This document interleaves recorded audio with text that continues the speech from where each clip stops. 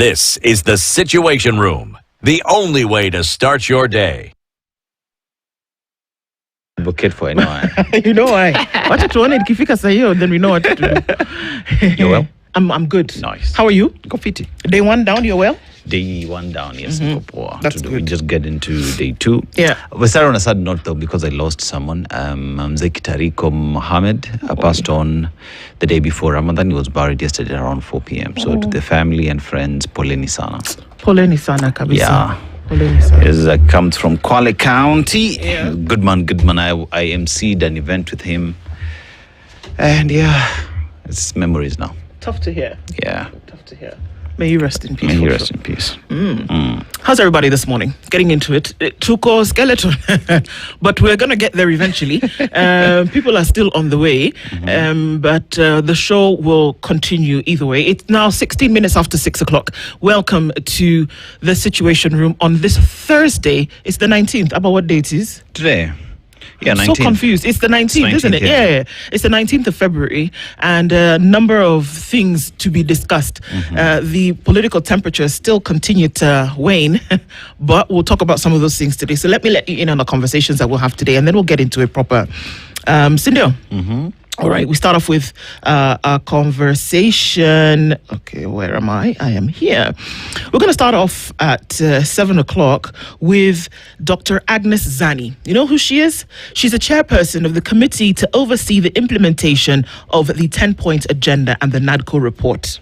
You know, there was a committee that was implemented to do that. She's the chairperson. So we're going to ask her, excuse me, how far? How far? And what exactly do you intend to do? We'll have this conversation with her at 7 o'clock. We will then talk with Odhiambo Otieno, who is a communication consultant. We're looking at Road to 2027. There's 9 deciding factors in the presidential contest, he says. And if you're not able to meet these 9 factors, then probably will not be president. It'll be interesting to hear what Odhiambo has to say. We're going to look at that and discuss it in depth this morning at 8. And then the Kirinyaga woman rep is Jerry Minor. Care first, pay later. She's put through so many bills. Well, okay. She's put through a bill in Parliament, which I believe now is on its 3rd reading. If I'm not wrong, she'll come and tell us. Ending prepayment and body detention. She's come out with this and she said, you know what? This nonsense has got to stop.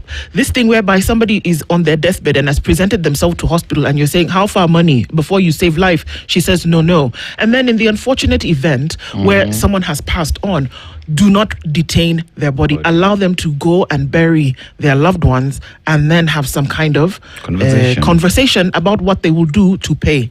They call it down payment. A down payment on death. Yeah.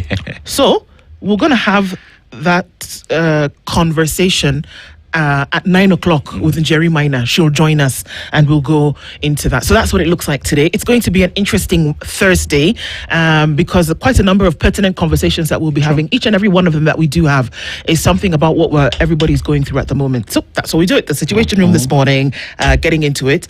And we are another day in Cabo Verde. Yeah, Cabo Verde. And today we just want to talk about morality in Cabo Verde because it's a small country, right? But a small country with a big heart, one would say. Don't ask me why. Okay. But it's a small country with a big heart. With a big heart, okay. Yeah, because they love their citizens who are outside the country, and one would ensure that each and every single part of that facet works because they realize that for the economy to grow stronger, those of them that are outside the country send in the money to continue pushing the economy. So they say that who travels learns to value home. He who travels learns to value home. Yeah, very true. I guess the person who came up also with that north, south, east, west, all four ways home is best.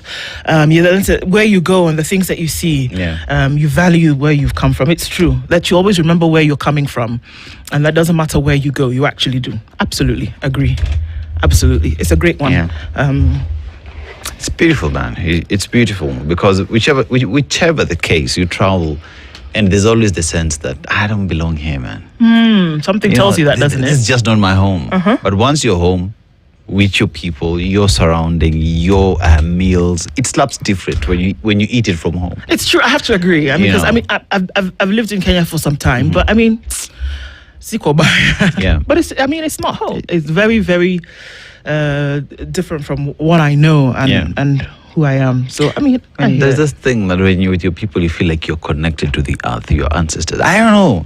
Whenever I'm home and I visit my grandpa's gravesite, my grandma, they're not there, but they're there. You know what I mean? Because everything connects. You know, the places we used to dance, under the trees we used to eat. You know what I mean? It's different. I'm a traveler in Nairobi, man. But home, Migori County, slab's different, man. It does. It's something called apoth. Apoth is mrenda. Okay. That's Luo for mrenda, okay. Right? Okay. What's mrenda? My grandma's apoth. What's mrenda? You don't know mrenda? There's this vegetable that is slimy. I don't know if you know it. The slimy vegetable. Okay. Yeah. Uh-huh. That was my grandma's favorite meal. So every time we would visit, she would always ensure that there's a pot. There's something called marieba. Hey, got it. So marieba was a mixture of groundnuts, groundnuts that have been pounded, and then she cooks it. Okay. So you eat those two together with a pot. No one prepares that like that, right? You know what I mean? Yeah. You're right. It's true. It's like nothing quite like home. Nothing quite like home. Yeah. What and everybody tuning in. My manners, forgive me. Everybody, karibu. Our live streams are up on YouTube, Facebook, and on X. And a very good morning as you tune in from different parts of the country and indeed the region and the world. This is the Situation Room. We'll have those conversations that you might be uncomfortable having, or we'll ask questions that you may think that you don't need to ask. We will. We'll talk about the things that nobody wants to, but are important to our very existence. Whether it is that you're living and or from Kenya, or you're from another section of the world, we will do that on the Situation Room. Our audience on KTN, thank you for being here, and you're able to watch radio on TV and have that experience as well, where we are looking towards these issues. And so we take a moment to just say thank you to everybody who tunes in. It really doesn't matter what your opinion is, but that you tune in to be part of a conversation that will move us hopefully forward, and that it will then definitely have us designed for impact. So thank you for being here this morning, and as we say a quick good morning to you, do click in and tell us where you're tuned in from this morning so that we can say a hello to you. All right, so tune in this morning. Is everybody saying good morning? Yes, we hear you, and if we can just get that volume to kick out. Okay. Harriet Peter says, good morning from Mombasa. An apology cannot rebuild a bridge already burned, but it can stop another one from falling. There's something that an apology does, I'm telling you. True. There is something that an apology does that very few other things would do. Robert Mbogo says, good morning from Mombasa. And from Luanda is Eunice Okello. Good morning to you. Good morning, all Spice FM Situation Room from Houston, Texas. This is Margaret Wanjohi. Let's continue the great conversations indeed, and we do it with you. Leo says, good morning, Princess Ndu. Good morning. Anaseto, Poland flatly and threatened to dissolve their government if it agreed to let Israel lease land in Poland. Now KK wants to turn Kenya into Palestine. Yeah. I'm not going to comment on that beyond this. Yeah. But that's what happened in Poland. Okay. So the Polish example is one perhaps to go by. Jambo Good People says, Iregiwa Johi, we're ready for our daily dose, watching from Mombasa. Thank you for being here. Put out your arm and tap. Let's go. In the land of an exchange program for that air defense system that was already being... Okay, you're continuing. All right. I see you, Leo. Luhimbo tuned in this morning. Good morning from Dar. We need a serious conversation on politicians compromising services to the people for trappings and financial gains. I'm sick and tired of how much money is enough. Well, that's a question for sure. Yeah. Jose Mahinda says, good morning. Tuned in this morning. Good to have you here. And Bilma Mamushi, good morning, pals, beautiful souls. Nairobi is a ghost. Okay. All right. Eric Orr says, good morning, guys. Good morning to you. And Osena Emily is tuned in this morning, says, desperation sets in. Cindy, who's desperate now? Oh, it's a good question. Rahim Tula Omar says, good morning from Preston. Kenyans killed by police in Mombasa in 2018 finally get justice as Killer Cop is sentenced to life imprisonment. Yes, we saw that. John Murathi is tuned in this morning from Tola in Thika. Have a good day, folks. Thank you for tuning in. And Capybara, it's interesting that that's what you've called yourself, says Sakaja and Atakua impeached, mark my words. Okay. Marked your words. My new hairstyle. It's the same hair. It's just that I let it down, Rahim Tula. Okay, but thank you. Anyway, and Rahim Tula also wants to know what's your favorite iftar meal. My favorite iftar meal, I start with what and dates. That is a constant Yeah. one. Then after that, I do cake and yogurt. Then after yogurt, I'd say pilau for me. Yeah? Yeah. There you go. That's the favorite. Hello, everyone. Leo Kwanyumba, Jose. Okay. Good morning, Ndu and Dennis. Love the new specs, Ndu. Yes, wear contact lenses. Fiery red. You're proving Dennis has settled point. This is me blushing. Sawa. Next week. I promise I'll wear the contacts for you guys next week. Sawa. Guess what? I've never worn contacts. You haven't? No. You get used to it after some time, but then Yeah. you have to be. The thing about them is that you cannot let your hygiene down. Ooh, Yes. When I started wearing contacts the first time, especially when I was in active sports, I had to wear them because I couldn't wear my glasses, obviously. But I got the most eye infections in my life. True. Because I'm playing basketball, the ball's dirty, whatever. I'm scratching my eye, and my contact. But then, of course, you have to get to deal with it. So if you ever do, just know that you'll be washing your hands 24/7. 24/7. Okay. Yes, they are. Michael Olandes, tune in. Good morning, Spice. Good morning to you. 94.4 has gone. It's just left. Really? We're going to look into that. What's going on? 94.4, that frequency seems to have an issue. Let's talk about that. We'll come back to you. Mark Mwangi says, Kenya is indeed a rich country. Now replacing A with S in KRA to KRS will cost us 1.7 billion shillings. Okay. Just recently, we changed N with S at NHIF to SHIF at 104 billion shillings. God forgive us. Wallahi, not even God help us. May God forgive. Because, I don't know. May God actually forgive. Because this one... I don't think we should just leave it at forgiving. May God forgive us and punish those who play around with public funds. Good Punish grief. proper. Yeah. This one, ngumu. Very hard. Elisha says, good morning, Team Spice. Okay, some people say Elisha. Okay, which one is it? Blessed Ramadan and Lent season. Tuombe Nchietu, for sure. For sure. I'm tuning from Kisumu, Nyahera Dago Chiro, Rashid Huma. Good morning to you. Ken Korir, I wish it was mandatory for all Kenyans to tune into you guys. We would learn a lot. That's an interesting one. I don't think I've heard that one yet, but that would be fun. I agree.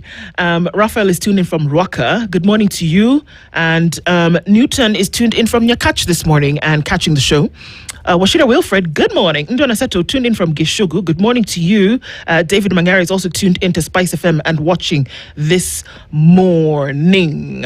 So we see you, Fiery Red. Thank you so much. Karibuni sana kila mtu as you tune in this morning. So if you come into the room and we've already said good morning, ride on the existing protocols. We have greeted you and greeted you specially, and thank you for joining us this morning. Okay, so now let's look into the headlines, and we'll start rather with the paper. Kenya's bold newspaper, The Standard. Who's fooling whom? Is the question in the headline. And there's a picture there of Nairobi Governor Johnson Sakaja and Kenya's President, Dr. William Samoei Ruto.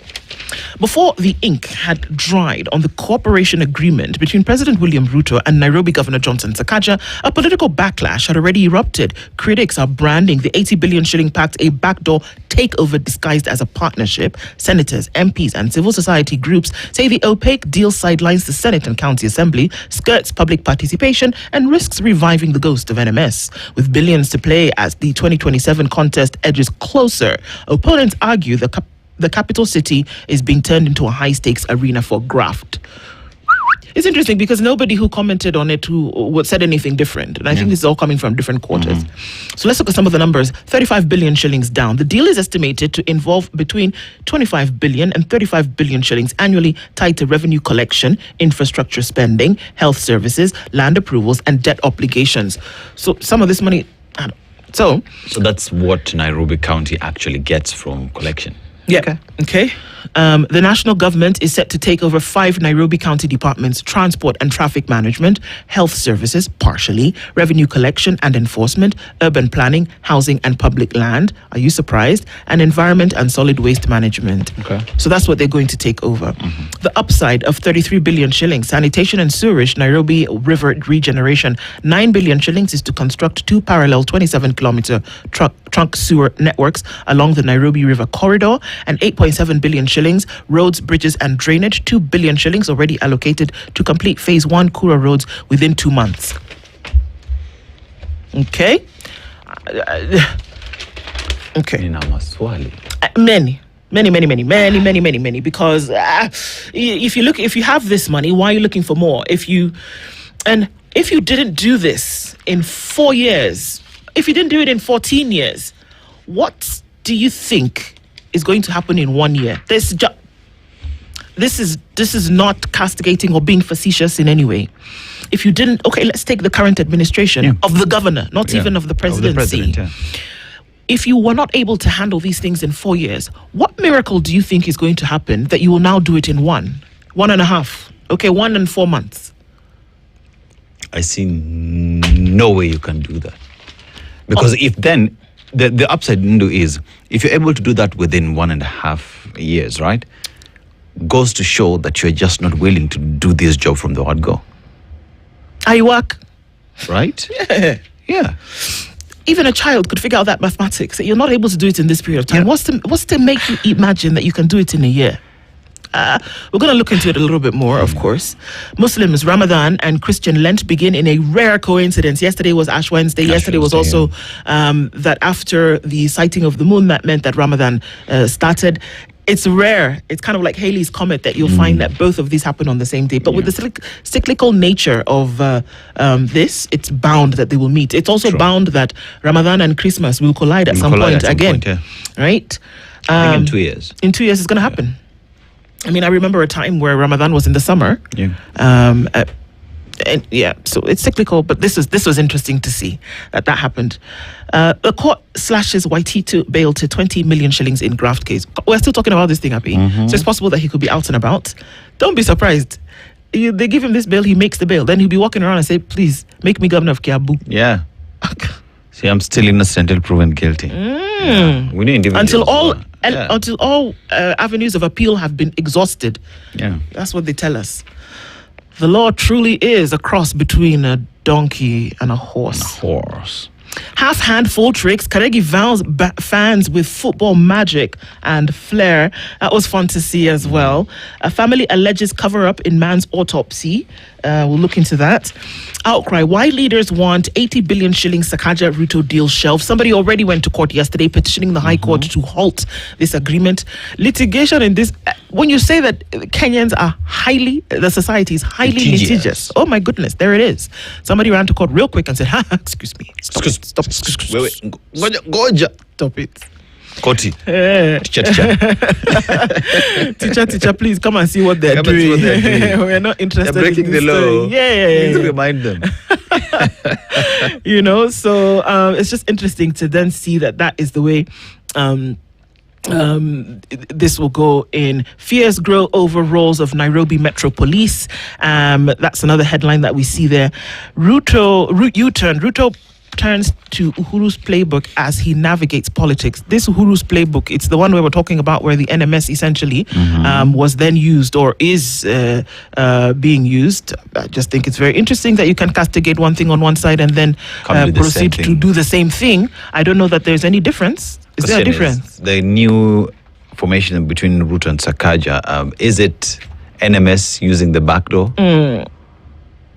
I don't know. Maswali ni mengi. Mengi sana, my friend. Mengi what? Mengi sana. Okay, so other headlines that we're looking at. New bill aims to boost safety and values in schools. And Booster State gets 21,000 HIV prevention doses. We knew that this was going to happen. And also we're asking the question that what's going to happen when people know that there's something to prevent it. Will we see recklessness when it comes to sexual behavior? I hope not. MPs reject TikTok ban proposal, call for tighter regulation instead. Millie Odhiambo, the MP for Suba North, said, excuse me, allow Kenyans to use me on TikTok. What are we talking about? You'd rather regulate the thing to keep people safe, but this business of coming to ban things. We even heard the Deputy Speaker say that TikTok can be used for espionage. Okay, which it can, true. However, can we regulate it as opposed to banning it? I mean, look at what it has done. Look at what social media has done. For people for whom a conducive environment by government has not been created, but look at what they're able to do with social media and actually build livelihoods for themselves. We cannot ignore that reality. We can't. You know, if TikTok can be used for espionage. One then asks, how is the government preparing itself to deal with the same? Do you have cybersecurity experts who can flag this and deal with that espionage? If you fail to do that and you want to control how others are using it, then you're failing as a government. It's a multi-billion industry today in terms of people who are doing business within TikTok. We have TikTok Shop, and some of the reason why such things have not even been opened in the country because they do not see the need of opening it here because, the cost of doing business is high. It's very high. They've not opened it up for others to actually make meaningful livelihoods from TikTok. Absolutely. Yeah, and those are the things that we need to look at. So, I mean, that debate continues to be interesting to see what they do. Court paves way for 3-horse races, lawyers pick next LSK boss. That's happening in a very short time. Take a look at the op-eds there and quite something that's being said in those lines. And so we'll come back and look at these stories in detail. I want to take a break right here on the Situation Room. It is now 25 minutes to 7 o'clock. Looking into the headlines, we'll come and we'll look at those stories in more detail. Keep it here with us. Don't go away.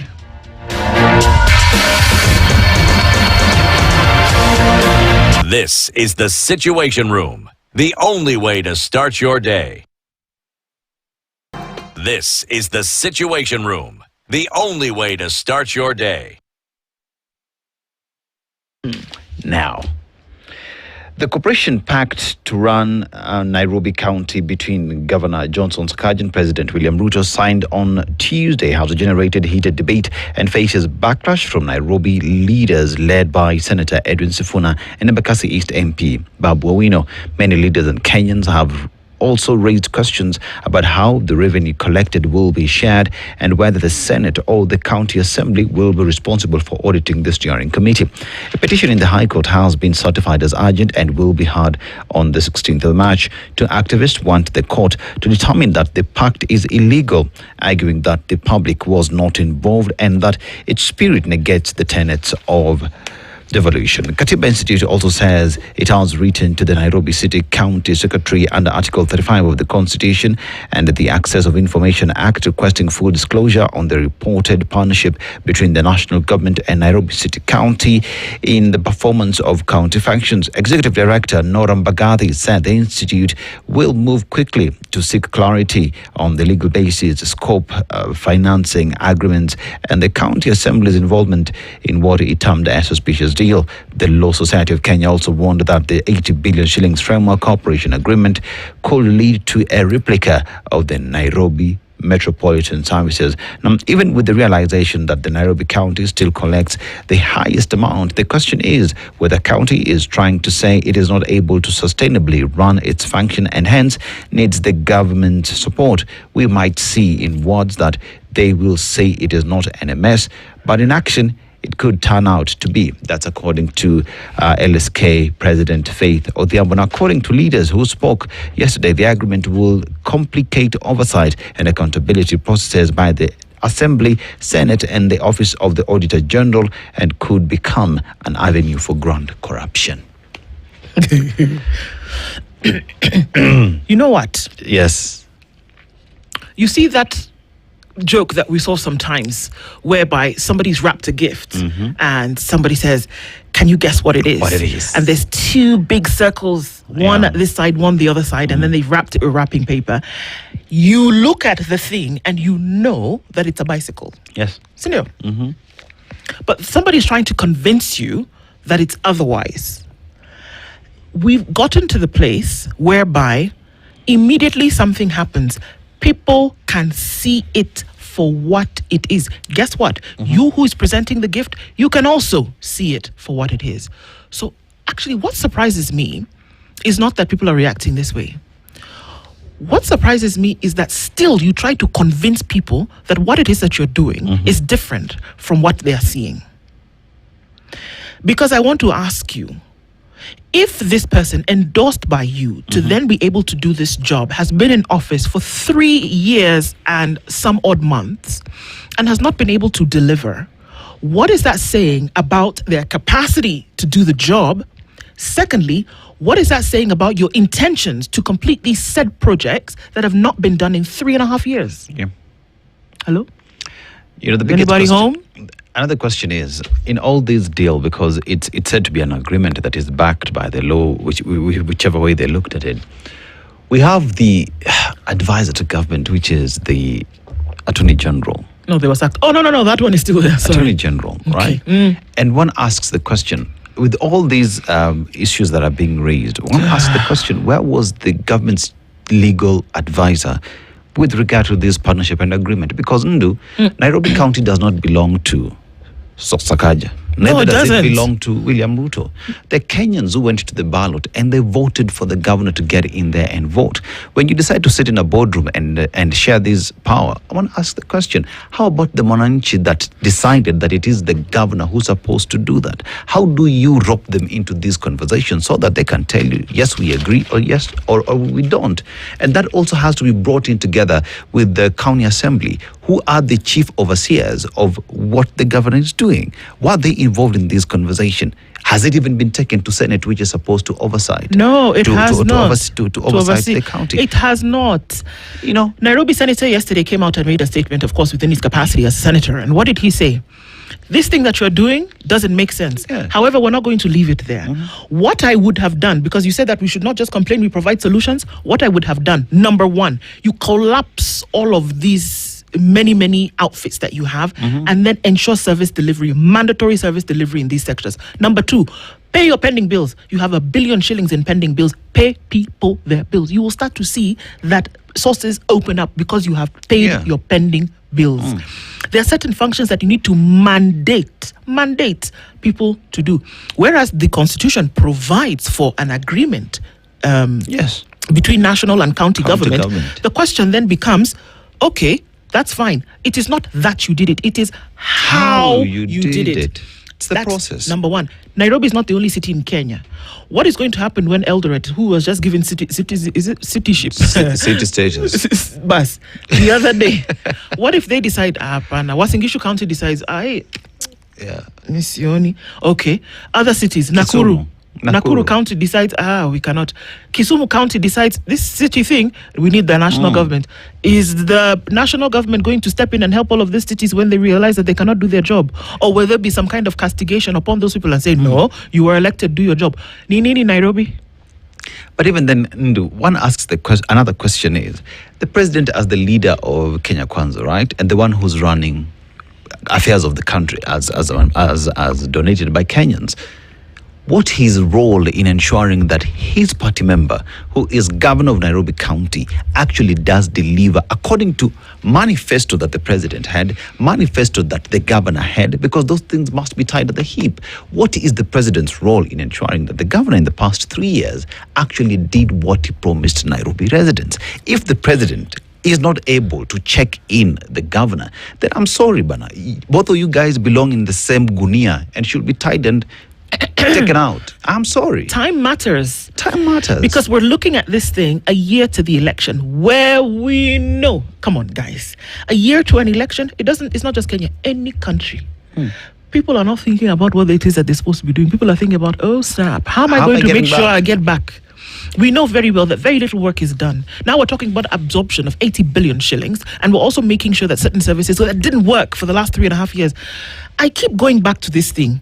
If you take the functions from this county, what is that person doing? Nothing. Number one. Number two, you told Nairobians, almost 5 million of them, to elect you. In a majority, they elected you, right?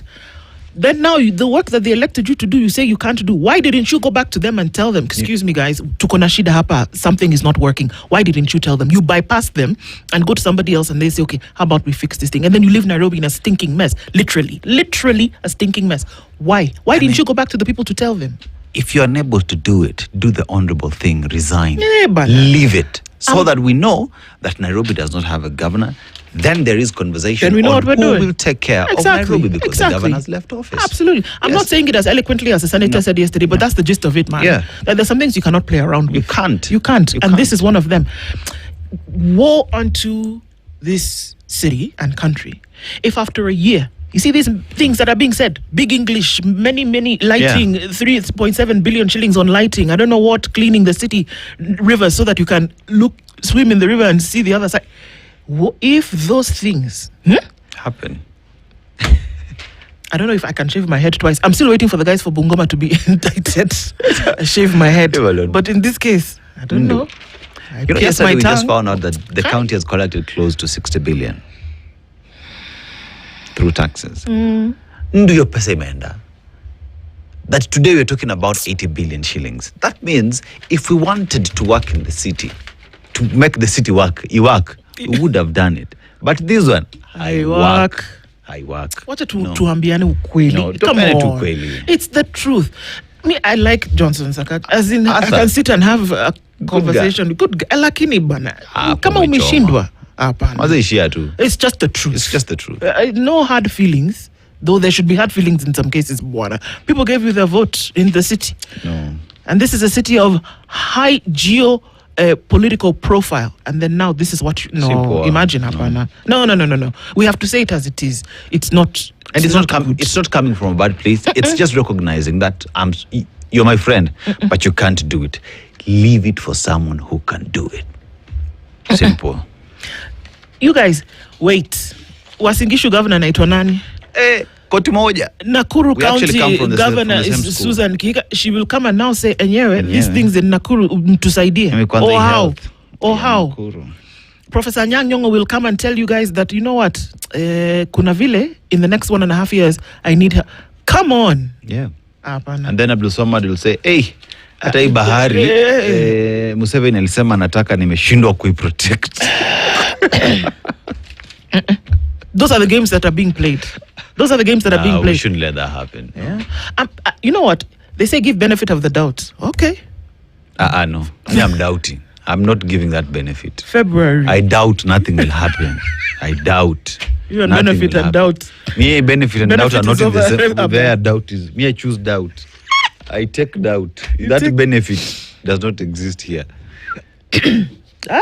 Okay. But somebody has gone to court to put the brakes on the Ruto Sakaja city arrangement and said, excuse please. How about we look at this for a minute? Yes. Quick minute.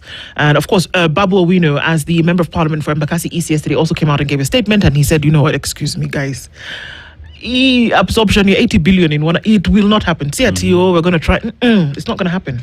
It won't happen. A new bill aims to boost safety and values in school. This should be fun.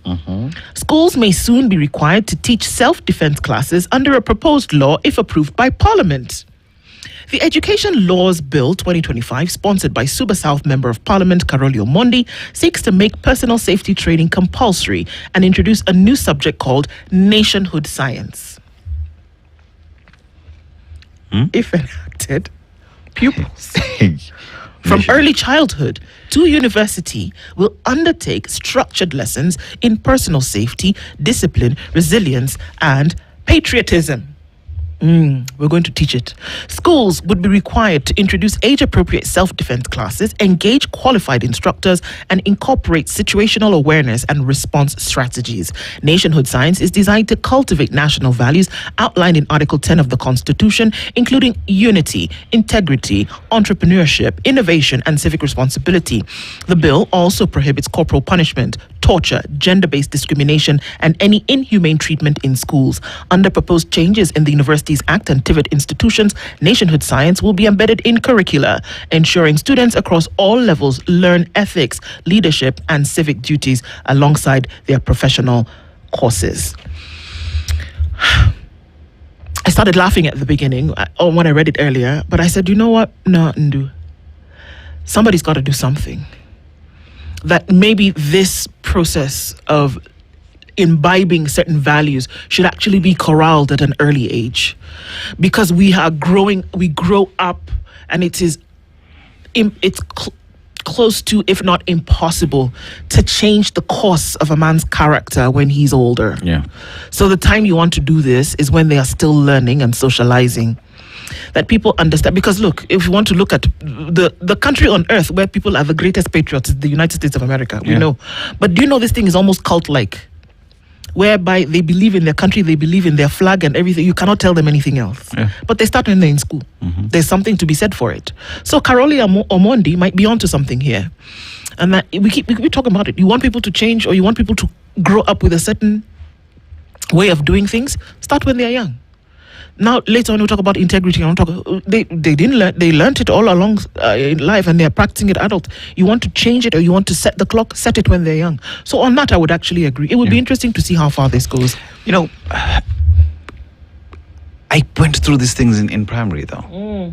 When we used to have the loyalty pledge, the national anthem, what the flag means, how you actually raise a flag, because I was a Boy Scout, how you raise a flag, why the flag should not be on the ground, how to always stop and stand at attention whenever a flag is being raised or lowered. You know, these are things that happened at a very young age back in primary school. One asked the question, when did we stop doing that? When are these things being done still in school today? You know, because many people cannot sing the national anthem all the three stanzas. That's very true. That's very true. I remember being somewhere, maybe a few weeks ago, and my son asked and said, because it was about 6 o'clock, and we were passing alongside where there was a police station, and the flag was being lowered, and everybody in the area kind of stood.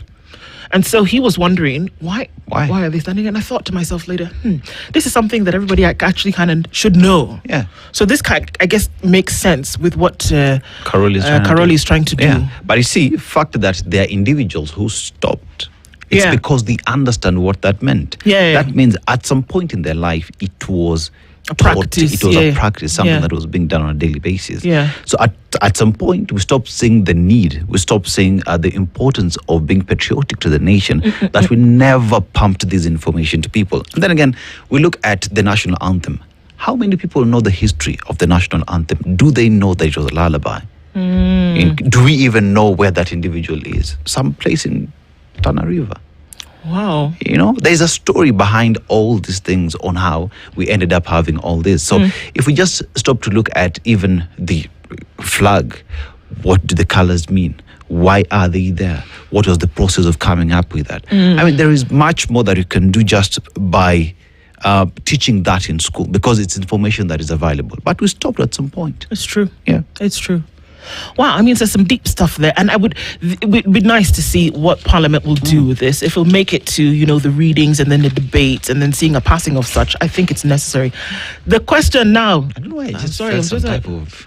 I could see that you were really deep into that one, Mr. Seto. They touched you somewhere. It's good. It would then go back to the people who design curriculum and the Ministry of Education, the vanguards of the education system, to ensure that such a course is then embedded in the curriculum, in the syllabus, and that it is actually taught. I wonder who would teach these. Who would be the science teachers, social studies? Who would teach this social course? Studies, it would be because social for studies, us it was the geography, history, and civics. Right. That would be the course that taught this. That would be the course.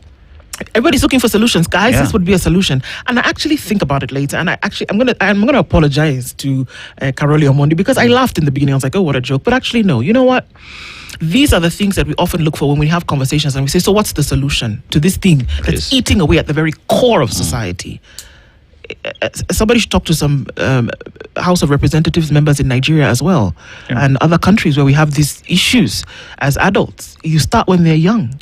I'm telling you, during the National Assembly, 3 stanzas of the national anthem. Then you go to the loyalty pledge, and the loyalty pledge, it's your hand on your chest. I pledge to the Republic and Nation of Kenya. You know? Yeah. Even as we say that, there's got to be something to pledge to. Yeah, that's for sure. So something that might worry you just a little bit, I'm going to go through this quickly as we're going to the top of the hour. Over 1,000 Kenyans have been lured abroad to Russia to join the Russia war. 1,000. Count it. Will be done by 7? No. At least 1,000 Kenyans have been reportedly recruited and have been left in the country to fight in the Russia-Ukraine war, with some entering Russia on tourist visas to join the Russian army. Leader of the majority in the National Assembly, Kimani Ichung'wah, said yesterday that some recruits departed through Istanbul, Turkey, and Abu Dhabi in the United Arab Emirates. According to Ichung'wah, as of this month, 39 are hospitalized, 30 have been repatriated, 28 are missing, 38 are in camps, 89 are on the front line. 1 is detained and another has completed their contract. He says, and I quote, "The ongoing Russian war continues to drive the recruitment of foreign fighters through rogue agencies targeting ex-military personnel, former police officers, and civilians aged between mid-20s and 50s who are desperate for work abroad. These agencies lure Kenyans with promises of lucrative pay, including salaries of about 300,000 shillings per month. Bonuses ring to about 900,000 and 1.2 million shillings. And even Russian citizenship. He said this, citing a statement from the National Intelligence Service presented in the House. And of course, that kind of money for somebody who was earning maybe a tenth of that is like a dream. And but the thing is that they don't know what they're going to do. True. Some are missing, some are hospitalized, some dead. I listened to Ishungwa read that statement in the National Assembly, and guess who's involved? That agency actually says that it's giving the Kazimaju program. It's under the Kazimaju program. Oh my God! And the other government officers who are helping this happen, starting from immigration, the DCI, and other police officers who are just making sure that this process is as smooth as possible. So, at one instance, some go to Turkey, some go to Dubai before they then connect to Russia. So it is happening in the country. People are using the government and its resources to make people travel to Russia to the war. Oh, and including the embassy in Russia as well. I also know what's going on. They know what's going on. Yeah. Is this the way to go about it? And I think the answer is a resounding no. It's not the way to go about it. That if truly you're gonna, because forces from one country have been lent to another country to fight. True. It happens all the time. There are agreements between countries. But to do it this way, that you go in on a tourist visa, you're not a tourist when you're going to fight in a war. Yeah. And you do it through an agency, no, it should be a G2G agreement. And that people are missing, you don't even know where they are, you don't even know who took them there. It has to be done better. This is not good, that people don't know where they're going and then they end up and then they put a bazooka in their hand. Then what are you going to do after that? These are the questions, guys. And we're probably going to have a conversation around this, that then what ought to happen? If Kazimaju is mentioned in there, Shida. And to then be able to look at it is one thing that we absolutely must do. Good morning, folks. It's 7 a.m.